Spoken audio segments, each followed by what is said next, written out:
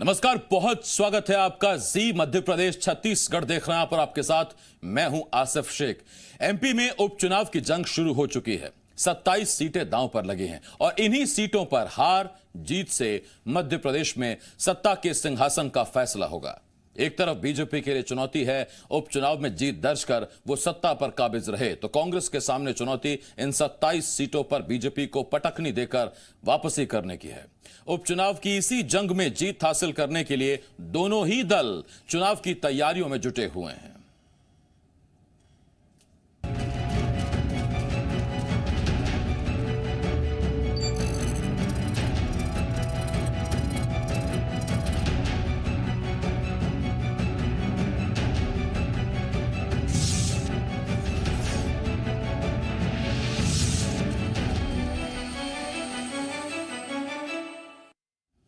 ग्वालियर चंबल संभाग में बीजेपी के सदस्यता अभियान के आखिरी दिन सिंधिया और शिवराज कांग्रेस पर जमकर बरसे। 10 विधानसभा सीटों के कई कांग्रेस कार्यकर्ताओं को बीजेपी में शामिल कराने के बाद सिंधिया ने कहा कि पार्टी छोड़कर हम कार्यकर्ताओं का मान सम्मान बनाए रखना है। उपचुनावों को लेकर सिंधिया ने कहा, यह पार्टी या व्यक्ति का नहीं, न्याय और सम्मान का चुनाव है। सिंधिया परिवार का एकमात्र संकल्प है, जान जाए पर वचन न जाए।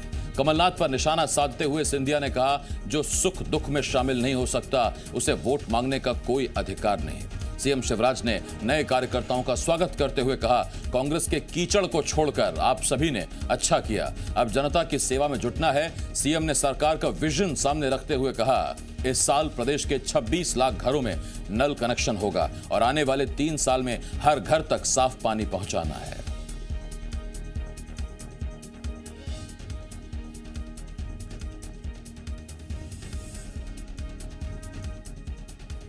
बीजेपी ने अपने सदस्यता अभियान को लेकर बड़ा दावा किया है। बीजेपी ने कहा कि 35,843 कांग्रेस कार्यकर्ता पार्टी में शामिल हुए हैं। सीएम शिवराज सिंह चौहान ने सभी नए कार्यकर्ताओं का स्वागत किया। बीजेपी के इस दावे के बाद कयास लगाए जा रहे हैं कि उपचुनावों से पहले कांग्रेस को ग्वालियर चंबल में बड़ा झटका लगा है। वहीं ग्वालियर की पूर्व महापौर समीक्षा गुप्ता की भी घर वापसी हो गई है। सीएम शिवराज सिंह चौहान ने समीक्षा गुप्ता को बीजेपी की सदस्यता दिलाई। समीक्षा ने 2018 में विधानसभा चुनावों से पहले इस्तीफा देकर निर्दलीय चुनाव लड़ा था। पार्टी छोड़ने के समय समीक्षा ने बीजेपी में परिवारवाद का आरोप लगाया था, लेकिन अब वो सब बातें भुलाकर बीजेपी में वापस आ गई हैं।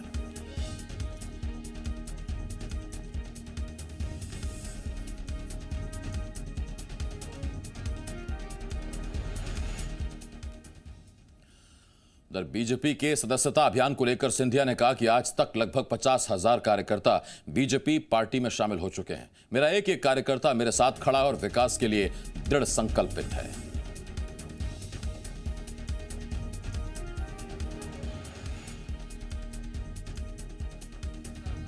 मुझे लगता है करीब 50,000 की हो गई है और पूरे संभाग से, और मुझे पूरा विश्वास है कि मेरा एक एक कार्यकर्ता पूर्ण रूप से संकल्पित होकर भारतीय जनता पार्टी का झंडा पूर्ण रूप से रेखांकित करने के लिए, जी जान लगाने के लिए। तो बीजेपी नेता ज्योतिरादित्य सिंधिया ने कहा कि मेरा अंदाजा है करीब 50,000 कार्यकर्ता कांग्रेस छोड़कर बीजेपी में आ चुके हैं। इसके साथ ही ज्योतिरादित्य सिंधिया ने यह भी कहा कि नए जो लोग बीजेपी में आ रहे हैं उनके मान सम्मान का ख्याल रखना है। इसके साथ ही शिवराज सिंह चौहान ने नए कार्यकर्ताओं का स्वागत करते हुए कहा कि अब हम सबको जनता के विकास में जुटना है। और इस वक्त मेरे दो सहयोगी इस बड़ी खबर पर मेरे साथ लाइव जुड़ रहे हैं। हमारे साथ ग्वालियर से मेरे सहयोगी शैलेंद्र सिंह और भोपाल से मेरे सहयोगी विवेक पटैया हमारे साथ जुड़ रहे हैं। लेकिन पहले हम सीधा ग्वालियर आपको लिए चल रहे हैं। शैलेंद्र, आपके पीछे एक मंच है, बीजेपी का पोडियम दिखाई दे रहा है, कोई प्रेस कॉन्फ्रेंस या कोई कार्यक्रम होने वाला है क्या? देखिए, ये जो है ये बैंक्वेट हॉल है। यहाँ आपसे कुछ देर पहले मध्य प्रदेश के मुख्यमंत्री शिवराज सिंह चौहान और केंद्रीय मंत्री नरेंद्र सिंह तोमर सहित ज्योतिरादित्य सिंधिया सारे लोग यहाँ पर पहुँचे हुए थे। यहाँ पर एक जो कार्यकर्ता का सम्मेलन कार्यक्रम था, जहाँ सदस्यता दिलाई गई है, जिसमें भिंड की बात करें, अटेर की बात करें, लाहौर की बात करें, श्योपुर और विजयपुर के जो तहसीलें हैं, यानी जो विधानसभा क्षेत्र है, वहाँ के कार्यकर्ताओं के लिए कार्यक्रम का आयोजन हुआ था। और उसके बाद अब एक आखिरी प्रोग्राम, यानी जो सदस्यता महाअभियान चल रहा है, उसको लेकर अब आखिरी प्रोग्राम है, जिसमें दतिया जिले की तीनों विधानसभा क्षेत्र दतिया, भांडेर और सेवड़ा का जो कार्यकर्ता सम्मेलन है वो आयोजित किया जाना है। उसके लिए अब से कुछ देर पहले ही मुख्यमंत्री शिवराज सिंह चौहान यहाँ से रवाना हुए हैं। तो जिस तरीके से 3 दिन से लगातार जो सदस्यता अभियान जारी है, उसी का एक कार्यक्रम यहाँ पर आयोजित किया गया था। हालांकि जिन विधानसभा क्षेत्रों का आज यहाँ पर कार्यक्रम था, उन विधानसभा क्षेत्रों में चुनाव नहीं है, लेकिन उसके बावजूद भी मध्य प्रदेश के मुख्यमंत्री ने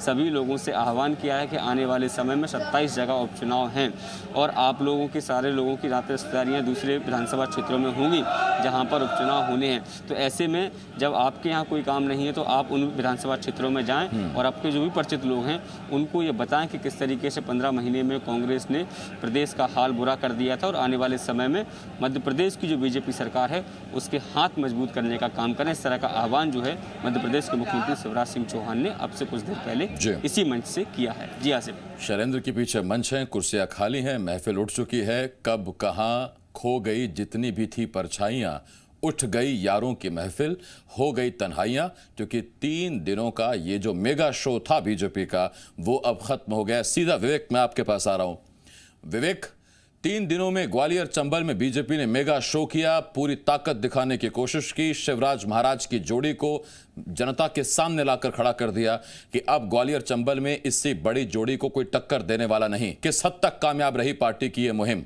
कोशिश?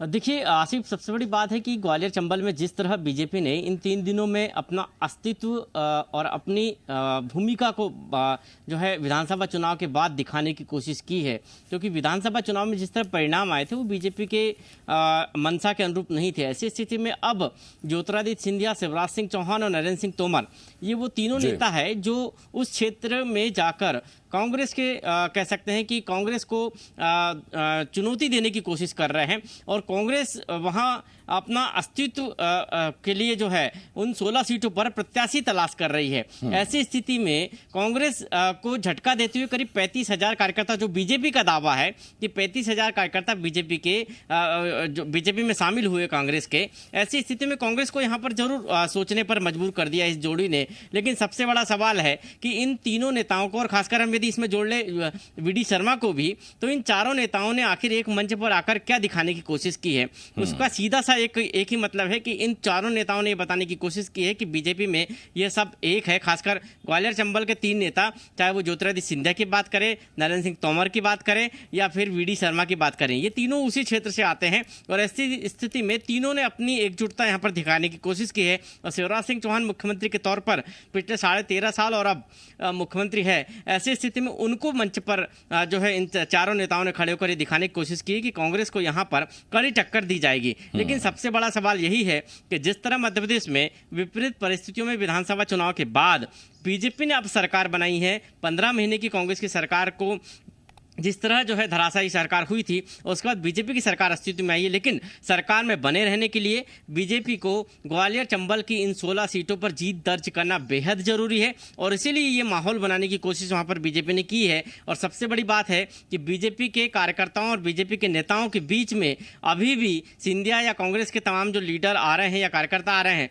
उनको लेकर अभी भी असमंजस है। लेकिन उसके बावजूद बड़ी संख्या में कांग्रेस के कार्यकर्ताओं का, नेताओं का बीजेपी में शामिल होना वो ये बता रहा है कि आने वाले समय में ग्वालियर चंबल का जो चुनाव है वो एक मिनी विधानसभा चुनाव की तर्ज पर बीजेपी लड़ेगी और कांग्रेस को भी यहां पर अपनी बेहतर मजबूती के साथ जो है मैदान में उतरना पड़ेगा बीजेपी को टक्कर देने के लिए। क्योंकि ग्वालियर चंबल में जो भी राजनीति होती थी कांग्रेस में अब तक, वो सिंधिया या सिंधिया के परिवार के इर्द गिर्द घूमती थी, चाहे उनके पिता की बात करें। विवेक आपके पास शैलेंद्र भी हमारे साथ बने हुए हैं, विवेक भी हमारे साथ बने हुए हैं।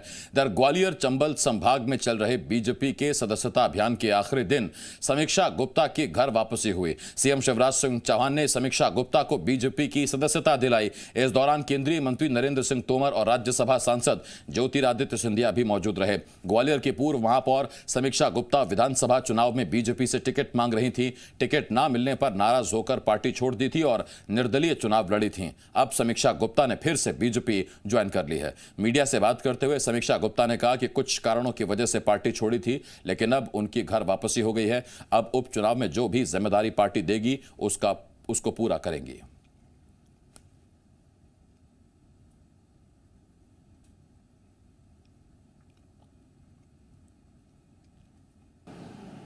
देखिए, जो भी जवाबदारी मिलती है, मैंने कहा ना कि वरिष्ठ नेतृत्व जो भी जवाबदारी देगा, मैं बहुत ईमानदारी मेहनत के साथ उसको निभाऊंगा। जयभान पवैया के ट्वीट पर कांग्रेस नेता के मिश्रा ने कहा कि पवैया को वो सैल्यूट करते हैं। पवैया के दिल में जो है वही ज़बां पर है। विचारधारा को समर्पित और अदम्य साहसी नेता को सैल्यूट। ब्रहनल्लाहों की फौज में कम से कम विचारधारा को समर्पित इस मर्द और अदम्य साहसिक नेता ने जो दिल में है वह बात जुबान में है, और जो दिल और जुबान में है उस बात को सार्वजनिक किया है। आई सैल्यूट हिम। कम से कम राजनीति में विचारधारा को समर्पित चरित्र तो होना चाहिए, जो भाजपा में अब दिखाई नहीं दे रहा है। मैं अपने शब्द तो वापस नहीं लूंगा, पर उनसे इतना जरूर कहना चाहूंगा कि अपने जमीर को थोड़ा तो सम्मान देने की कोशिश कीजिए। तो के मिश्रा जयभान सिंह पवैया के गीत गा रहे हैं, गुण गा रहे हैं, उनकी तारीफों में कसीदे कर रहे हैं।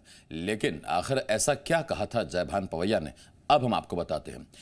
उन्होंने कहा था कि सिंधिया जब से बीजेपी में आए हैं तभी से जयभान सिंह पवैया अपनी भूमिका को लेकर असमंजस में। पहले सिंधिया के खिलाफ मुखर रहने वाले पवैया ने बिना किसी का नाम लिखे ट्वीट कर सियासी महकमे में हलचल बढ़ा दी है। पवैया ने अपने ट्वीट में लिखा था, सांप की 2 जीभ होती हैं और आदमी की एक। सौभाग्य से हम मनुष्य हैं। राजनीति में वक्त के साथ दोस्त और दुश्मन तो बदल सकते हैं, मगर जो सैद्धांतिक मुद्दे मेरे लिए कल थे वो आज भी हैं। सियासी गलियारे में इस ट्वीट के कई मायने निकाले जा रहे हैं। पवैया ने बीजेपी के मेगा शो के आखिरी दिन ट्वीट किया, तो क्या सिंधिया की मौजूदगी में पवैया की उपेक्षा हुई है, या फिर बीजेपी आला कमान की तरफ से पवैया को कोई निर्देश मिले हैं, या फिर उपचुनावों से पहले कोई अलग खिचड़ी पक रही है जिसकी महक कुछ दिनों बाद आने वाली है। क्योंकि ट्वीट में पवैया ने भले ही किसी का नाम ना लिखा हो, लेकिन ये सभी समझ सकते हैं कि उनका निशाना किस तरफ है। तो एक तरफ जहां समीक्षा गुप्ता ने पार्टी में वापसी कर ली है, यानी ग्वालियर में पार्टी और मजबूत हुई है, तो दूसरी तरफ जयभान पवैया के ट्वीट पर के मिश्रा ने उनको मर्द बताया, उनकी तारीफ की, और जयभान पवैया अलग रूठे हुए हैं। दोनों हमारे सहयोगी हमारे साथ लगातार बने हुए हैं, ग्वालियर से शैलेंद्र और भोपाल से विवेक। मैं पहले विवेक आपके पास आ रहा हूं और आपसे मेरा एक सवाल, अजय बिश्नोई हो या उसके अलावा जयभान पवैया? हालांकि प्रभात झा का नाम भी उस फेरिस्त में पहले चल रहा था, लेकिन उसके बाद प्रभात झा ने अपने जो बयान दिए उससे लग गया कि उन्होंने शायद स्वीकार कर लिए हैं जो हालात बदले हैं पार्टी में। लेकिन अजय बिश्नोई के बाद पार्टी में अब जिस एक और नेता ने साफ साफ बता दिया है कि वो अपने सिद्धांतों से समझौता नहीं करेगा, फिर कोई कितना बड़ा नेता भी आकर पार्टी ज्वाइन करे।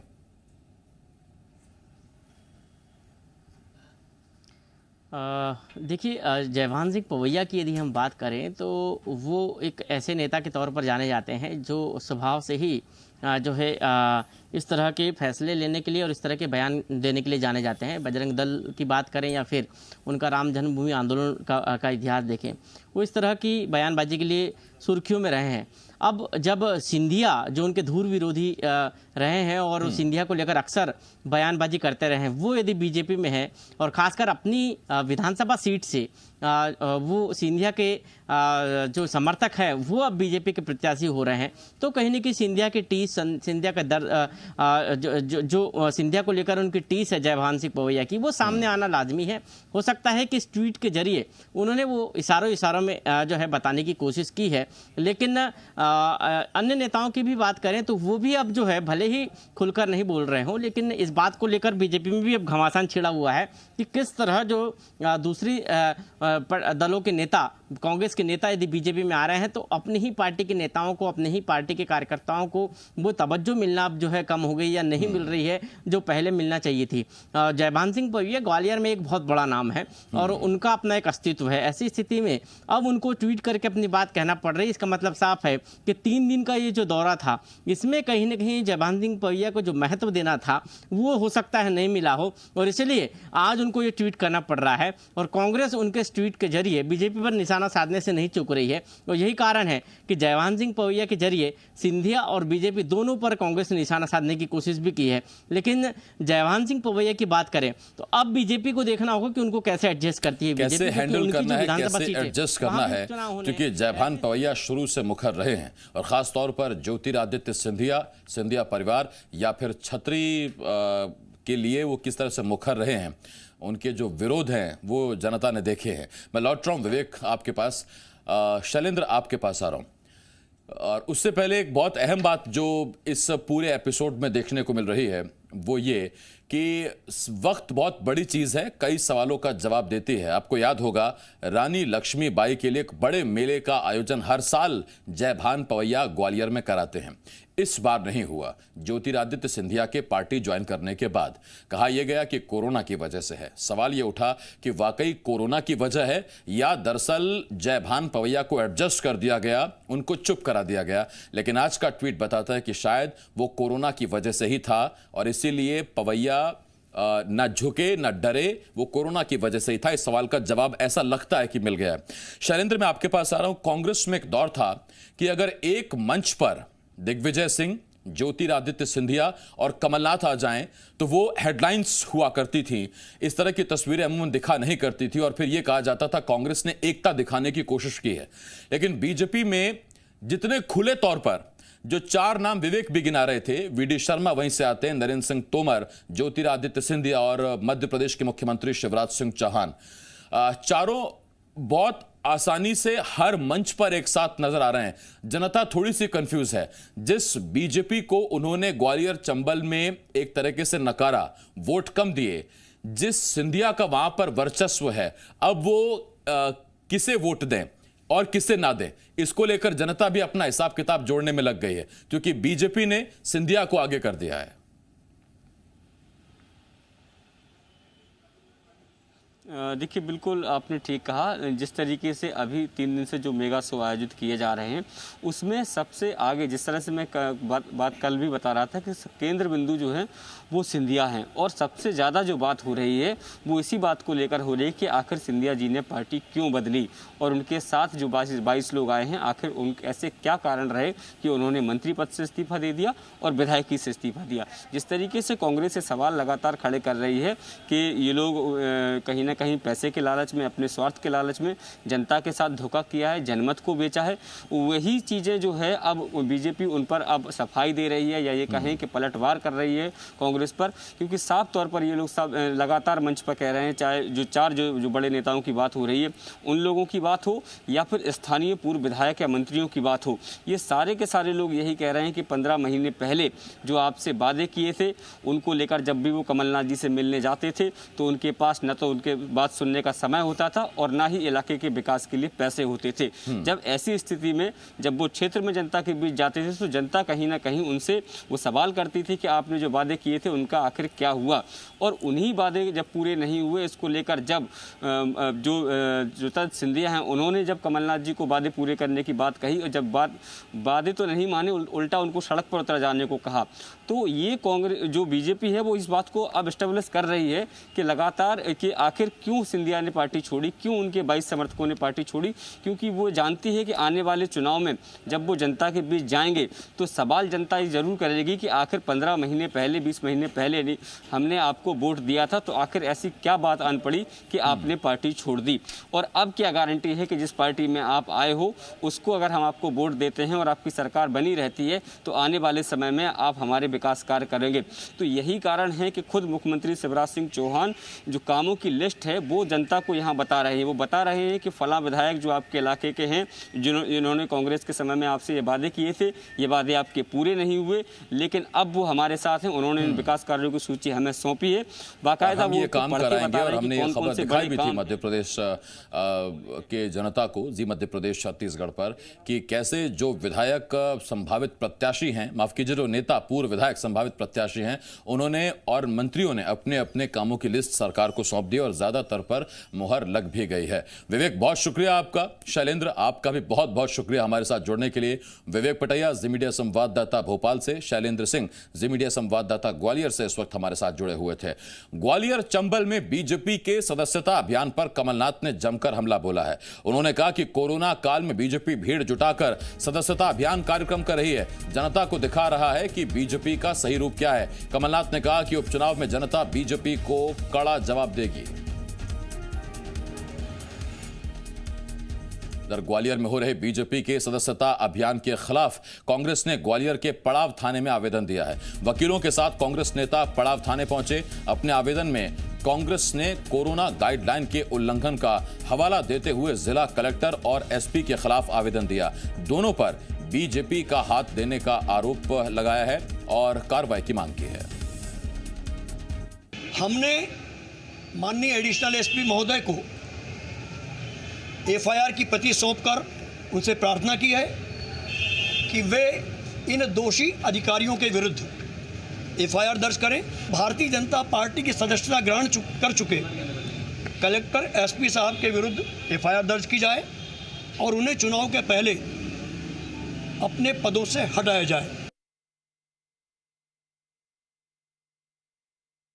कांग्रेस प्रवक्ता श्री के मिश्रा जी ने यहाँ थाना पड़ाव पर आकर के चार थानों को संबोधित 4 पत्र दिए हैं और वो हमने रिसीव किए हैं और उनका परीक्षण करेंगे।